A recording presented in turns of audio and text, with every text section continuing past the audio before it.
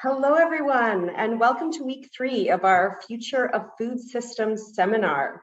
So this is the first time that we're broadcasting a live Zoom presentation into our classroom. So first of all, you get to see us without our masks today. And also, of course, we're recording this for access after the fact. But just in case you don't recognize me, I'm Yona Sipos, your instructor, and I'm happy to be here for this third week. As we've done for the last 2 weeks, we'll just start with a moment of land acknowledgement. So acknowledging that the land that the University of Washington sits on is traditional territory of Coast Salish tribes and nations. And of course, last week we had Polly Olson from the Yakama Nation and the tribal liaison for the Burke Museum really guide us through some stories, reflection, learning, and connection to the land, the animals, and also to food systems more broadly. So if you haven't had a chance to view last week's recording, I want to urge you to go back and make sure that you are able to participate in that presentation. Before we get started on our presentation for today, I just wanted to share a little bit of feedback on the first submission that Nutrition 400 students should have received back. So hopefully everyone is able to see their assessment on Canvas. And if not, please reach out to Samantha also via Canvas. And overall, just to start off, it was really wonderful to review your presentation summaries and reflection. We really appreciated the breadth of your consideration of land, identity, and food systems. So thank you so much for that first submission. And just to share a few reminders for this next assignment, it doesn't say it up here, but I'll start with a reminder to please make sure you review the rubric. So every assignment has a rubric that's the same for each week that just shows you how we're distributing the points. And that's really what we're looking for in your assignments. And just a kind of couple of pointers to keep in mind. So for your future submissions, we're really interested in what you as an individual are learning, what you're thinking about, what connections you're making. And so we want to encourage you, Sam and I would like to encourage you to write in the first person. So as an example, you can start sentences with, I learned, or I was surprised by, I didn't know that, I want to learn more about this topic, and avoid the we statements, especially if you're not defining who is involved in the we. And we don't want to make, I want to encourage you not to make assumptions about what other people might be experiencing as well. The second reminder I want to make is to please fully reference all the ideas that you integrate. So that includes the full name of the speaker, first and last name, and their presentation title, topic, and date. And also make sure to include at least one pre-seminar resource, including an in-text citation and a full reference at the end. And that's a good habit to get into. It's an important foundation of academic writing, including reflective writing as well. We look forward to your future submissions. You'll have another opportunity to submit after the presentation this week. And again, that will be due on Thursday night. And you will need to submit 5 of these overall, and you have 8 opportunities to submit these. And this is, of course, all for the Nutrition 400 students, and there's a separate final assignment for the 500 students. So, as a very brief preamble to our guest speaker today, I'll just note that it was World Food Day this past weekend. So on October 16th, I think that was Sunday, one of those. And on this World Food Day, first of all, it's an international day of celebrating the establishment of the Food and Agriculture Organization of the United Nations. So it's an annual event. And this year, the United Nations came out really galvanized around this momentum and energy around the transition to a sustainable food system. And as students in this seminar, some of you who are explicitly studying food systems, but many of you who are not, when you hear a phrase like sustainable food systems, and today we'll be focusing on sustainable diets, one of the first questions I want to urge you to think about and to ask is, how are we defining sustainability? How are we contextualizing what the parameters of that goal, what those are. And in addition to how are we defining them, who is defining these terms, and how are we moving individually and collectively toward actualizing them?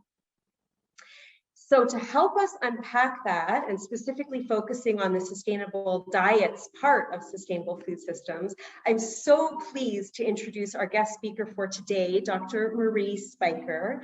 And Dr. Spiker is a faculty member within the Food Systems Nutrition and Health program here at the University of Washington, within the School of Public Health.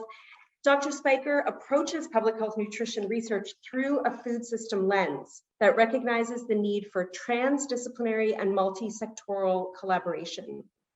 I urge you to read Dr. Spiker's bio that's posted on our Canvas website. You can read about the range of her research interests, but it's important to note that Dr. Spiker really draws from training in both quantitative and qualitative methods and system science, as well as her training as a registered dietitian nutritionist. And so with that, I will invite Marie to join me on the Zoom screen to help us unpack the dialogue on sustainable diets. Marie, thank you so much for being here. I'm going to stop sharing and turn the screen over to you. Okay, excellent. I will take just a moment to get myself all situated here. Okay, and I think, let me know if you're not seeing my full title slide there, but I think we're good to go. Thank you, Dr. Sipos, for inviting me. Thank you, Samantha, for all the great coordination. Thank you to all of you who are showing up live and all of you who are tuning in. It's really a pleasure to be here. And whether you are joining from Kane Hall or elsewhere, it is possible that your body is here, but your mind or awareness is not yet caught up to this moment. So let's take a second to bring ourselves here with a deep breath in. At the top of the breath, pause, take in just a little bit more air, and then a deep breath out. And at the bottom of the breath, pause and let out just a little bit more, and then inhale again. And so welcome here. I'm so glad to be here, and let's dive in. So I am joining you over Zoom, but I am located here in the Seattle area. And as Dr. Sipos did, I also want to acknowledge the Coast Salish peoples of this land, the land which touches the shared waters of all tribes and bands within the Puyallup, Suquamish, Tulalip, and Muckleshoot nations. And as Dr. Sipos mentioned, I'm an assistant professor here at the UW School of Public Health and core faculty member in our Food Systems Nutrition and Health major. Some of you may get to know me later this year if you take Nutrition 202 on research methods in food systems, or in the spring if you take Nutrition 514 on sustainable food systems for population health. And as Dr. Sipos mentioned, my research spans many topics at the intersection of public health and food systems. Today, I am taking you on a deep dive into one particular area at this intersection, which is the sustainability of what we eat. The title of my talk mentions sustainable diets, and this is a phrase that has become more common. It's sort of a shorthand. I actually don't like this phrase, but I included it in my title because it was shorter than what I actually wanted to say, which was this.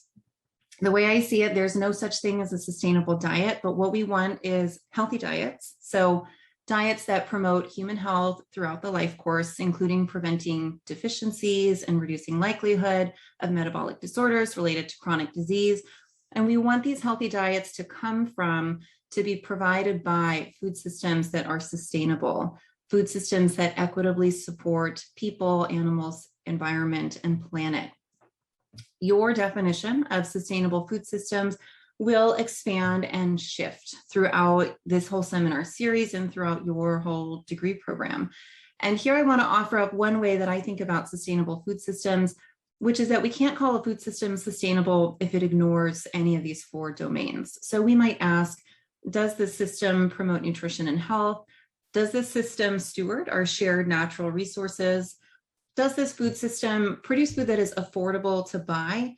And is it economically viable to work in the system? Can you make a living as a producer, worker, or business owner?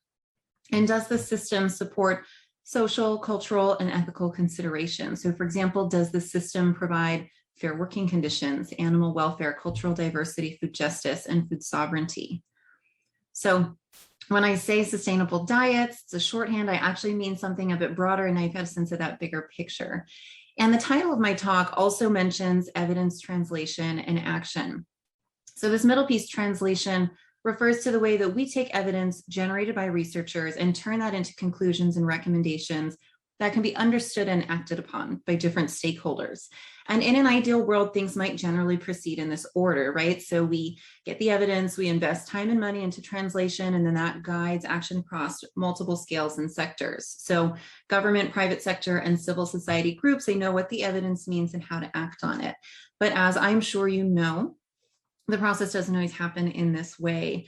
We can think about the COVID-19 pandemic, about how we are all currently still struggling to make sense of the huge proliferation of evidence, new studies week after week. What does the evidence really mean, and how might that differ for healthcare workers or business owners or K-12 schools? And whose job is it to communicate that evidence as it changes quickly? And we've all seen the consequences of when that translation process is not happening well. And in our time together here, I'm going to approach these pieces out of order because sometimes in the real world, they happen out of order or they're all happening at the same time. So I'm going to start with some examples of what action can look like in this space and what ways are different people trying to achieve this vision of healthy diets that come from sustainable food systems. So this may look familiar. This is one of the readings shared ahead of this session. The New York Times recently wrote about what they called climatarians, people who are making their food choices, at least in part, on the basis of how those choices affect climate change. So trying to choose foods that have a lower carbon footprint. So we're seeing some action in terms of people's food choices, the values they use to guide those choices, and the way those values might shape their sense of identity. We're also seeing action related to information sharing about the climate impact of different foods, with the idea being that if people are interested in foods with a lower carbon footprint, shouldn't we provide them the information they need to seek out those foods? So Panera has started to add this badge, this cool food meal badge, to menu items that are under a certain threshold of carbon dioxide emissions. Chipotle has also added some sustainability info into their app, and the system is a little different from Panera. So rather than showing you the climate impact before you order, after you order, they show you how much climate impact was avoided as a result of what Chipotle says is its more sustainable ingredient sourcing practices. I wasn't able to find information on how exactly this is all calculated, but the point is that this whole concept of sustainable food choices is showing up in a big way in prominent mainstream places like Chipotle. Another kind of action we're seeing in the restaurant world is related not just to which ingredients are sourced, but how those ingredients are made. So last year, Burger King released a commercial about how they're experimenting with different feed additives for their livestock, like adding lemongrass into cattle rations in order to raise cows that release less methane throughout their life course. This commercial stirred up a lot of conversation. So for one, many scientists criticized the commercial because it included this song that was all about how cows release methane when they fart. And the scientists said, well, actually, methane doesn't come from the farts, it comes from the cow burps. So cows are ruminant animals. Their stomachs contain multiple compartments that help them digest grasses and other things we can't digest. And as part of that digestion process, methane is released through their burps. So sometimes scientists said, you've got it all wrong. You're making people confused about cows. And other scientists questioned to what extent something like a lemongrass additive can actually cut methane emissions in a meaningful way. We're also seeing action in hospitals and workplaces, with food service companies wielding their institutional purchasing power to create demand for more sustainable agricultural practices. For example, they might be requesting antibiotic-free meats, or they're using all kinds of innovative behavioral economic interventions or choice architecture to try to get people to naturally gravitate towards the more sustainable options. So they might do that through descriptive menu names or really beautiful presentation and plating of certain meals. So we are in this moment where action related to the sustainability of what we eat has become very visible. A lot is happening. And I want to note that this is not a 2021 thing. This has been in the works for a long time. This is an excerpt from a podcast interview with Maisie Gansler, the Chief Strategy and Brand Officer for the Bon Appetit Management Company, which runs food service operations for many companies and universities. And Maisie noted that Bon Appetit launched their low carbon diet initiative back in 2007. So now that's 14 years ago. So even though these kinds of actions may not have been visible or obvious to us, they've been happening for quite some time. And we can go even further back to 1971, when Frances Moore Lappé published the book Diet for a Small Planet, This is one of the first major mainstream books to point out the environmental impact of food production and call for diets that meet global protein needs in a way that doesn't require as much resource-intensive food production. This book was just revised and re-released for its 50th anniversary. So 50 whole years since a lot of people in a mainstream way have been thinking about how to reduce the environmental impact of what we eat. And then in 1986, there was a landmark paper published in the academic world by Joan Gussow and Kate Clancy, who argue that in addition to just being aware of the environmental impact of our foods, this awareness needs to make its way into the ways that we provide nutrition education and into our national dietary guidelines. To put all of this into a much broader context, this table situates our current moment within 4 major paradigms of public health nutrition, with a paradigm being a shared intellectual framework that guides our way of thinking and our priorities. So you can think of the field of public health nutrition as having its roots in the 1700s, with questions about the basic chemistry and science of food and foodborne illness. Then we transitioned into a period of discovering micronutrients and thinking about micronutrient deficiencies. Then we moved on to a paradigm of thinking about dietary excess and imbalances. And since the 1970s, we're now in this paradigm of looking at nutrition through a more holistic lens, where nutrition sits within larger social, economic, and environmental systems. It sits within food systems. So the actions we're seeing today are not brand new. They've been building for quite some time, but they are also new enough. We've only been in this paradigm since the 1970s that we are still seeing quite a bit of evolution in how we think about these issues. So Joan Gussow and Kate Clancy's recommendation to incorporate sustainability into national dietary guidelines has come to fruition in at least a dozen countries around the world that have food-based dietary guidelines that consider environmental sustainability. I will note that the United States is not one of those 12 countries. I'm not going to go into depth on the dietary guidelines for Americans. That would need its own seminar talk, but you may be familiar with some of the consumer-facing communications materials that come from the dietary guidelines, like the MyPlate Guide. Back in the 2015 Dietary Guidelines for Americans process, the Scientific Advisory Committee, which creates the 800-page scientific report that informs the guidelines, this committee included an entire chapter on environmental sustainability. And in this chapter, they concluded 2 things.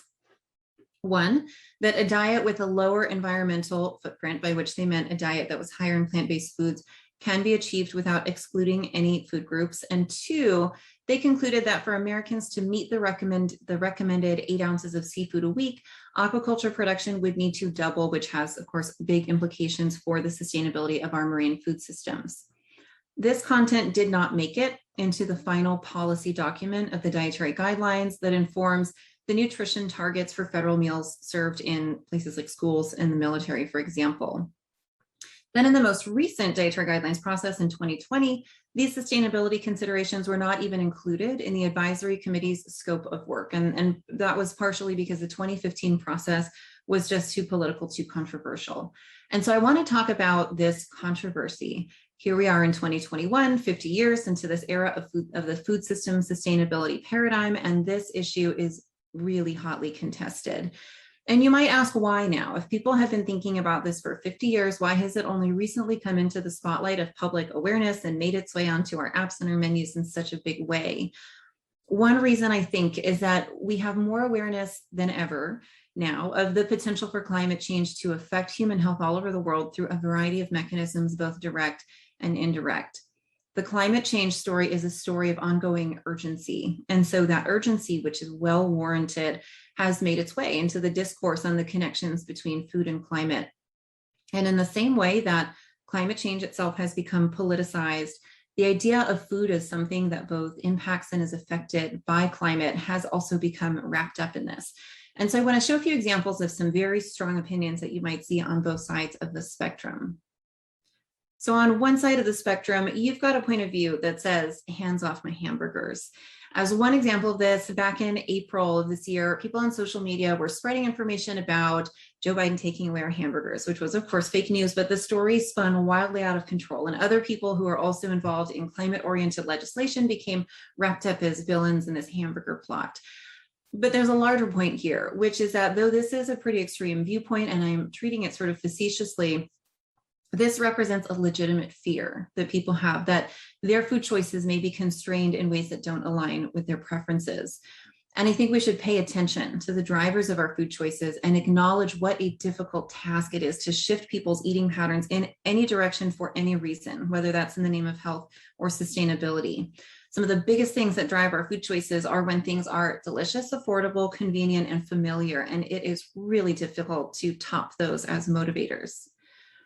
Now, at the other end of the spectrum, there are people whose main worry is not that our food choices will be constrained, but their top worry is that if we don't change what we're eating and how we're producing it, we are in for some serious consequences and we really need to act now. And some people have a vision for the food system that rather than making some incremental shifts, like for example, let's say we keep confined animal feeding operations, but we make them more efficient. They want to see something more transformative, which is to completely end current livestock production as we know it. So this is a quote in the New Yorker from Patrick Brown, the founder of Impossible Foods, and you can see in his words that his goal is to push the livestock industry into a death spiral. So this is a fairly extreme position. In the same way that someone being totally unwilling to change anything about their food or other consumption habits is pretty extreme, someone wanting to completely erase an entire form of food production that's also a pretty extreme view to hold. And in the midst of these polarizing views, I want to emphasize there are a lot of people who are exploring a kind of a middle ground.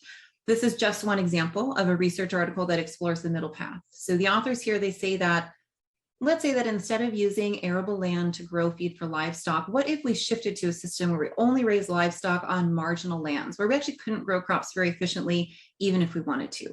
And in grazing on that land, the cattle might support those ecosystems and really optimize the use of grasses that as humans we can't digest on our own. And they asked the question, if we did this, how much protein could we get from livestock raised in this way? And they estimate that that would yield around 9 to 23 grams of protein per person per day. And then we'd have to get the rest from other food sources. So I'm not saying that this particular scenario is the solution or the only way forward, but I want to reassure you that amidst all the mudslinging about taking away hamburgers and pushing entire industries into a death spiral, that there is some real work we can do if we are committed to an evidence-based approach to sustainable food systems. And so this is a good segue for us to go from action to evidence. What kind of evidence and research is driving the action that we are seeing or not? I'll start with some background information, some level setting information to get us all on the same page. When we're talking about the sustainability of dietary patterns, we're typically talking about what kind of natural resource use or environmental impact is embedded in everything from producing and transporting and processing food to cooking or wasting it. There are many specific outcomes we might look at, like the use of land, water, and energy, effects on the quality of water and air, effects on biodiversity, and emissions of greenhouse gases like methane, carbon dioxide, and nitrous oxide. And when we are assessing environmental impact, it's important to note that results can vary dramatically depending on which outcome we're assessing, which unit we're using as a basis of comparison, and the specific context of geography and agricultural practices. I'll give you a few examples. So I noted that that environmental impact depends on which outcome we choose. And for example, if we look at the production of nuts have a relatively low greenhouse gas emissions, but relatively high water use and land use. And then even within a single outcome, the relative environmental impact depends on which unit we're using as a basis of comparison. So all three graphs here show water use, but in different units. If we look at tomatoes, they have a relatively low water use per kilogram, and that's because tomatoes are quite heavy, but they have a relatively high water use per calorie and per 100 grams of protein. And that's because though tomatoes are rich in many micronutrients, they are not calorie dense, nor are they protein rich. So you would have to eat a lot of tomatoes to even get close to the calories or protein content of a serving size of other foods. And then even within a particular food and a single outcome and a consistent basis of comparison, we can still see substantial variation based on context, including geography and specific agricultural practices. So for example, you can see here that the carbon footprint of cattle production can vary greatly depending on whether the cows are used for beef or dairy production. And even within a single type of product, the practices matter. So for example, grass-fed cows that spend their whole lives grazing on grass, they actually emit more methane than cows that are finished on feedlots, because when they're eating grass instead of corn-based rations, cows happen to belch more and they also take longer to reach their market weight. Now, all of this being said, despite the possibility of a wide band of variation within the environmental impact of any single given food, there is a relatively clear hierarchy between food groups in which animal source foods tend to be associated with much greater resource use and greater environmental impact than plant foods that humans consume directly, like legumes, grains, vegetables, and fruits. So within groups, if we want to make distinctions, it can be challenging, but we know that between groups, the animal source foods tend to be relatively more resource intensive. And then a little bit more level setting information. The way we produce animal source foods here in the US is characterized primarily by large scale production and consolidated processing. And this system has its downsides, but it has also resulted in meat that is produced quite efficiently on a per unit basis, meat that is relatively affordable within our diets. So in many low and middle income country settings, meat can be prohibitively expensive, but here in the US, we have many sources of more affordable meat. And as a result of this efficiency and affordability, meat in the United States is abundantly available and it is frequently consumed in fairly large quantities. In the US, we are consistently within the top 5 meat consuming countries per capita. So this map and the charts on the right show, I want to note that they show meat supply, not meat consumption. So the meat supply includes the weight of carcass and bones, and it doesn't account for food loss and waste. And so the actual amount consumed is quite a bit lower. And to give you an example, our meat supply in the US is on average 124 kilos per person per year, which is around 274 pounds per person per year of meat that we have available in the food supply, including the carcass, the bones, the loss, and waste. And then when we look at the consumption, the USDA estimates that the average consumption, it's closer to 140 pounds per person per year. So the consumption is less than the supply, but it's still quite high, 140 pounds per person per year. So that's what, like half a pound a day on average. For comparison, the amount available in the food supply is around 108 pounds a year in Japan, 25 pounds a year in Indonesia, and then 8 pounds a year in India. And we know from observing countries that are undergoing economic advancement that as households and nations have more money, people's diets become more diverse, more nutrient rich, and they get more of their calories from animal source foods.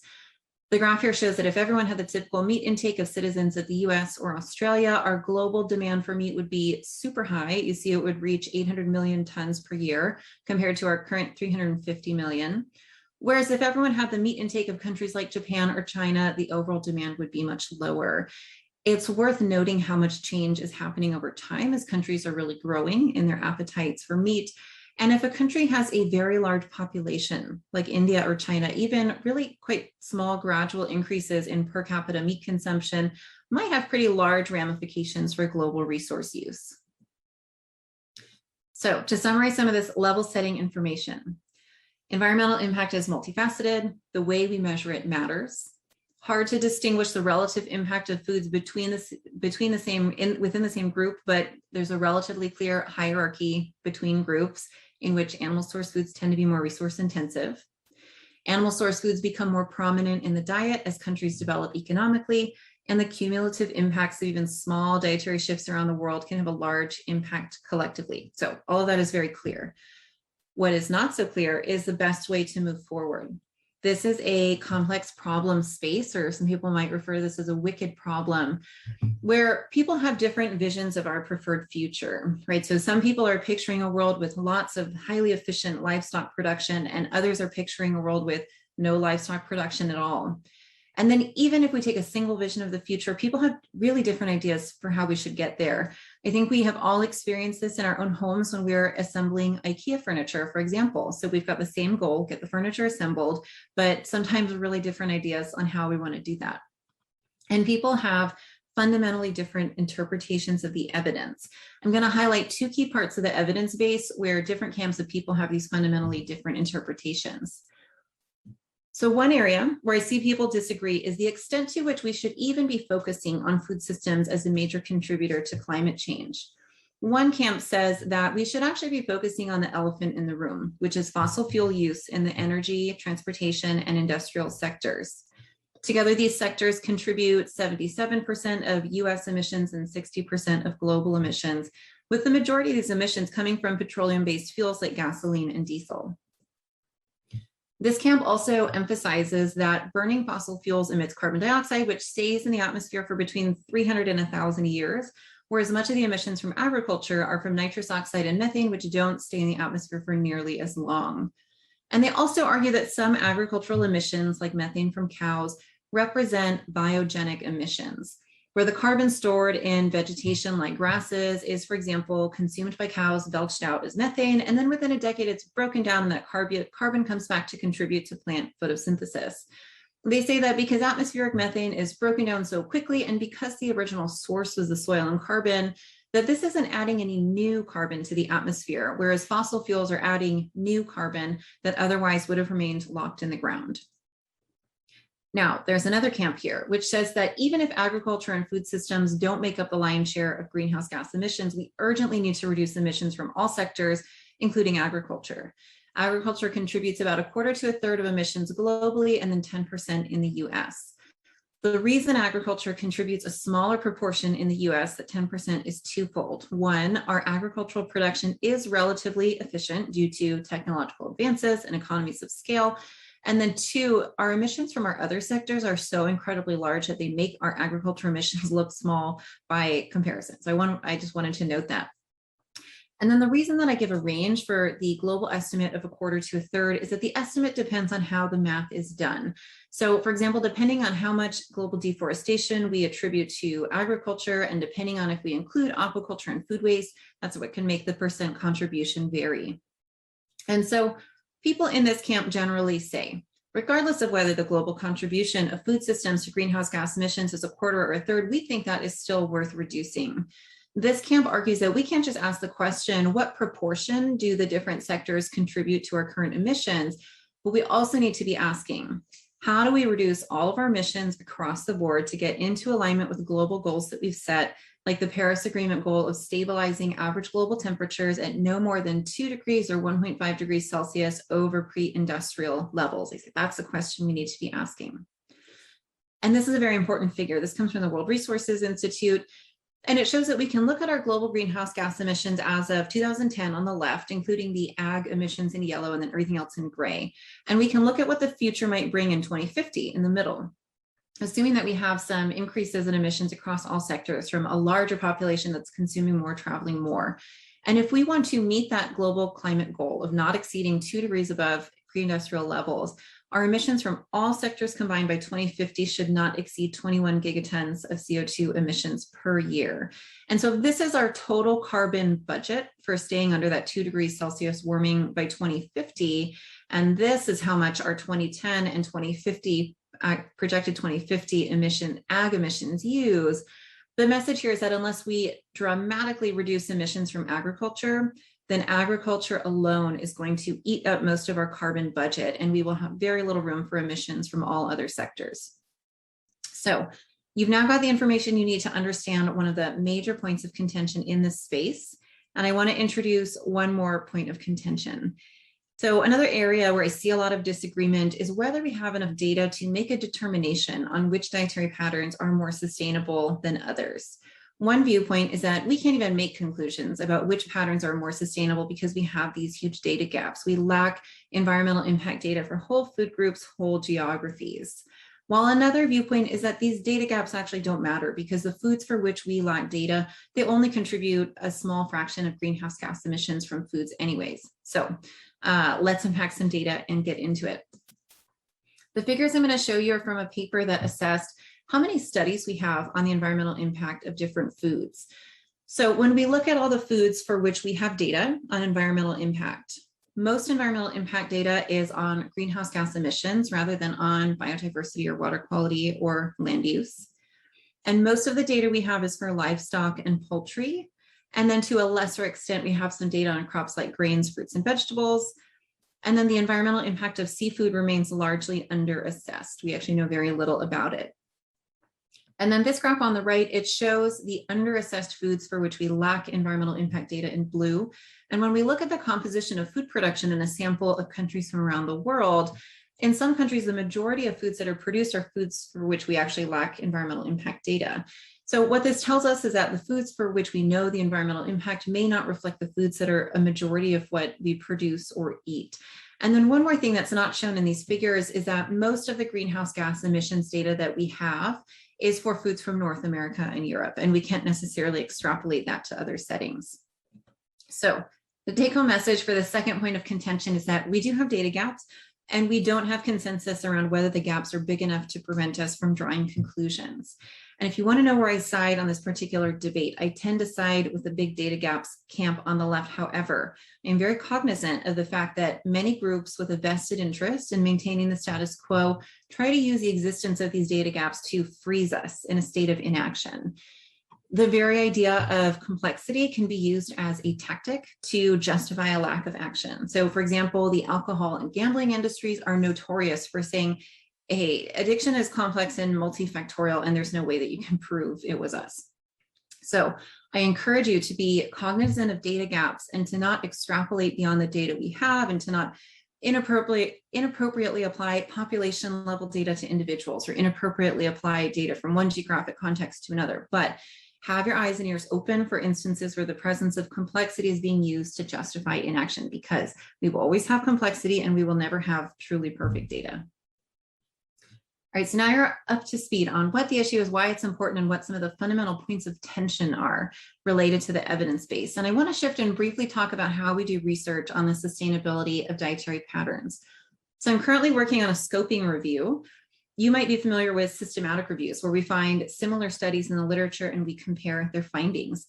And a scoping review takes a big step back and it asks a broader question, which is, before we even get into the findings, we ask, what studies are even out there, and what do they ask, and how do they go about answering their research questions? So the scoping review is underway, so I don't have that paper to share with you yet, but I can tell you that in the past decade alone, there have been at least 225 peer-reviewed studies on the sustainability of dietary patterns, and this is just a tiny little fraction of them. So if I had to characterize these 225 articles published in the last decade, I would say they're all asking the same kind of research question, which is, based on what we know about the resource use of individual foods, which eating patterns are associated with a lower environmental impact? And I want to lay out some underlying assumptions at play here.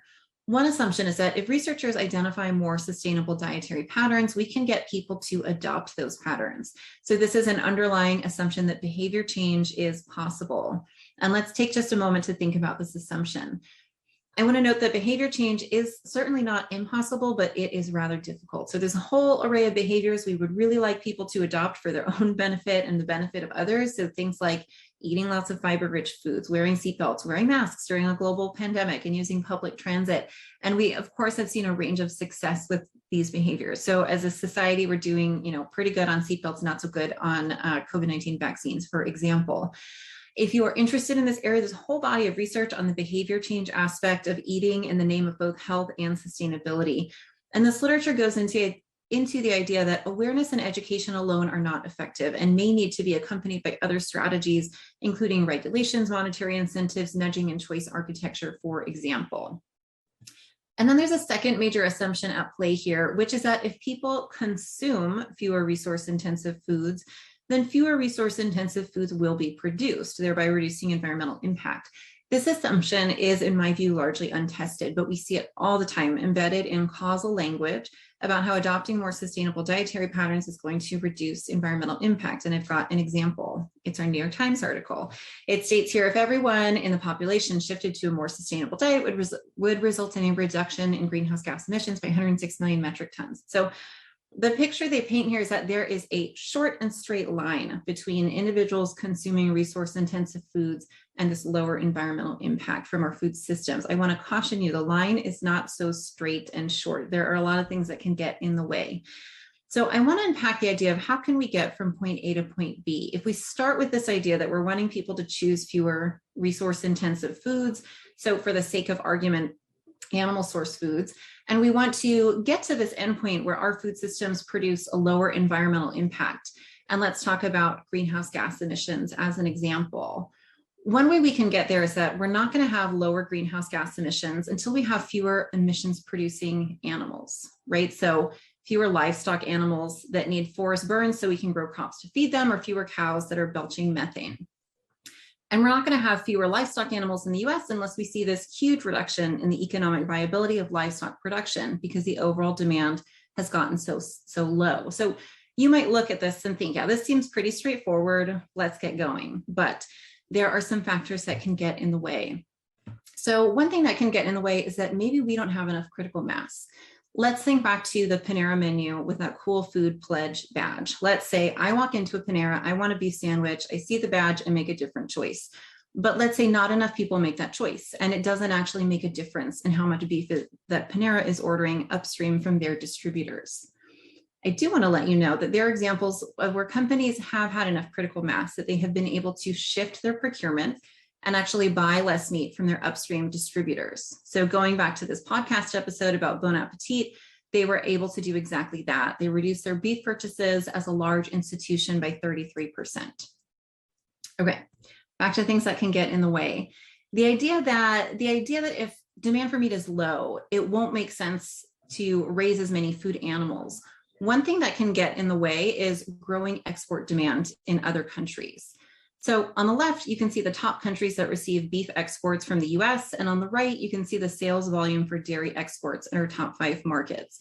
You can imagine a scenario in which the appetite for animal source foods continues to grow in our export countries, many of which are in Asia and Latin America. And that would mean that even if here in the US we dramatically reduce our demand, livestock production will remain economically viable. And this is something that is currently happening. So you can see the demand for US dairy in Southeast Asia is growing really rapidly every year. And lastly, I want to note that the way I'm presenting the system here, I'm trying to pull apart and test some of our assumptions and identify factors that might get in the way of our plan for systems change. And even my more complex view here is still a very simplified version of reality. And there are so many aspects that we could bring in. So for example, some people might say, if we want to lower environmental impact, we actually don't need to reduce our herd sizes at all if we invest in technologies that boost our efficiency and help us to generate more product for the same or smaller environmental footprint. And the point of this whole exercise is not that, oh, there's these potential barriers and so we should completely abandon the issue. The point is that we need to come to the table with an awareness of the complexity of what's going on in the system. The more we know about how the system works, the better equipped we are to change it in a positive way. So you've now seen both ends of the process here. You've seen this vast world of evidence, and you've seen that people can have fundamentally distinct views on how to interpret it. And you've seen some examples of action taking place. Some of it may be premature or not very well supported by the evidence.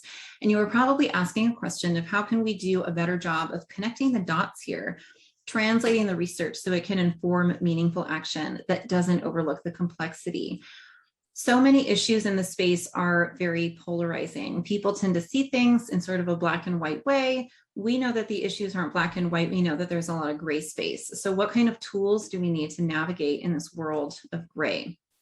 So one of our strategies to navigate in the world of gray is to be a critical reader of research, right? So go deeper than the headlines, find the original source, look for the context, look for the indicators of study quality, and ask what kind of assumptions underlie this research. If you take Nutrition 202 with me in the winter on research methods, we will get into all of this in more depth. And another way to navigate in a world of gray is to always look for context. So be wary when you see one size fits all solutions. Be wary when you see population level averages applied to individuals. For example, on average, or in the US, we have, of course, the second highest per capita meat consumption in the world. So on average, we should probably dial things back. However, that may not be true of every individual in the US. So for example, as a registered dietitian, I would probably not recommend that an older adult with a vitamin B12 deficiency cut back on their meat consumption, nor would I recommend that to a teenager with iron deficiency anemia. And be wary when you see data extrapolated from one geographic setting to another. And then lastly, be an advocate for systems change. Be careful when solutions place all responsibility on individual change. I want to highlight that the whole concept of a personal carbon footprint was popularized by BP, the oil company, in the early 2000s as a way of shifting responsibility for climate reduction from companies to individuals. So this opens up some questions for us, like, is calculating and labeling menus with the carbon footprint of a sandwich, is that even the most useful way for us to be spending our time? Or have we lost sight of something more important, which is how can we mobilize collective action around our goals using a multitude of strategies? And how can we leverage individual change in a way that is meant to catalyze institutional policy and business change? And another strategy is to lean into the complexity. Don't be frozen in a state of inaction. Pull apart the underlying assumptions and test them, as we've started to do today. And then remember the multidimensionality of food systems. Today, I've really focused on environmental impact, and it would take several more seminar talks for us to fully unpack some of the health, economic, social, cultural, and ethical considerations related to the sustainability of our eating patterns. One of your readings for today explores the multidimensionality of this issue in more depth, breaking down how animal source food production affects not only health and environmental outcomes, but also livelihoods and equity. And if you want to take a deep dive, this paper links to a more comprehensive report, the discussion paper that's shown in the top right, that's the most accessible and comprehensive treatment of this issue that I've seen to date. So remember to be a critical reader of research, consider context, and advocate for systems change. I'm going to stop here so we have a few moments for questions, but thank you for joining today. Thanks for tuning in. I'm happy to field any questions, and please feel free to be in touch over email. Yay, thank you so much. I wish you could see the applause that is no doubt being experienced in the classroom, and I am applauding for you from my office. Thank you so much for that really full and rich talk, Maria. You just went so deep into so many specific questions around sustainable diets, and I think that was just such an effective way for us to map out that trajectory of evidence to action. So I wanted to check in with Sam first and see if there are questions from the classroom. Sam, you can let me know if there are, or if I should jump in with a question as people are getting started, but please let us know. If anybody has a question, you can shout it out and then I can repeat it back into the Zoom.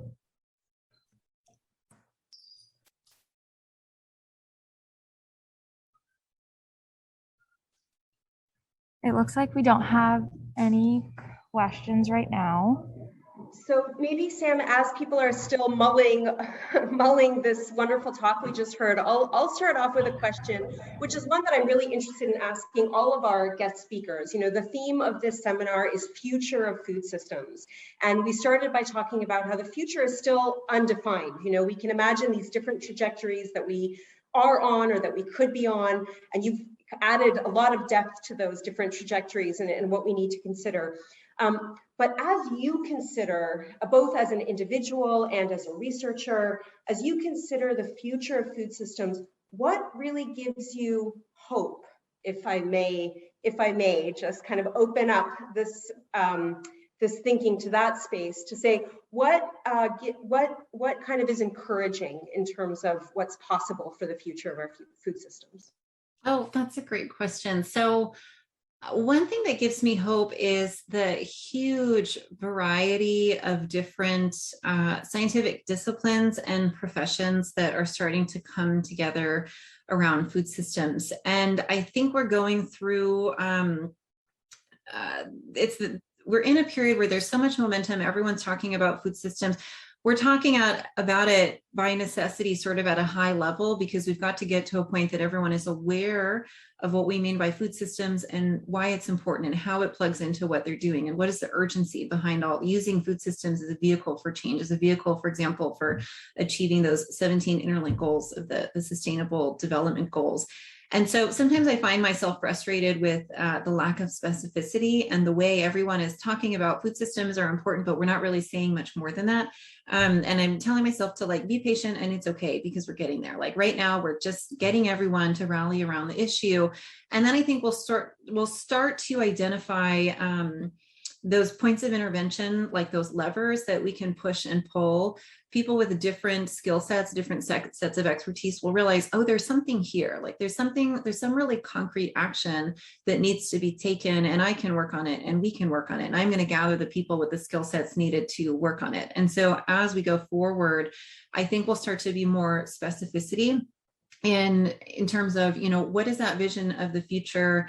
How do we get there? How do we come to the table with different worldviews, and how might we reconcile those? Or sometimes it's okay to realize that we have different worldviews. So I'm excited and optimistic at seeing just the variety of people coming to the table. And I am hopeful for a future in which we can all be more specific about what it is we want to do and how we want to get there. Thank you so much. And I think that's a great note to end on, both in terms of the vision and the strategy that you've just shared with us today. I look forward to reading the reflections from students who share a summary of your talk, and also will share some questions that they have, maybe not at the tip of their tongues right now, but that will come to them in the next couple of days, and we'll be sure to share some of that with you. So thank you so much. I'm going to clap for you again on behalf of the whole class. And Sam, we'll end there. Have a great afternoon, everyone. Thank you so much, Marie. Thanks, everyone.